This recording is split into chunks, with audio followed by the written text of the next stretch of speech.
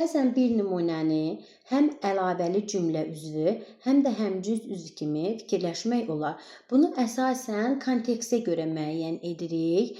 Məsələn, sabah ayın 31-i iclasda iştirak eləyəcəyəm. Bu cümləni iki cür düşünə bilərəm. Əgər yəni bağlayıcısı ilə işlədirəmsə, əlavəli cümlə üzvü kimi fikirləşərəm. Həm də bağlayıcısı ilə işlədirəmsə, həmcüz üzv kimi işlədərəm.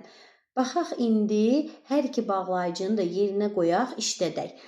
Deyirəm ki, sabah, yəni ayın 31-i iclasda iştirak eləyəcəyəm. Burada əlavəli cümlə üzvü olur. Bir də ikinci formada deyirəm.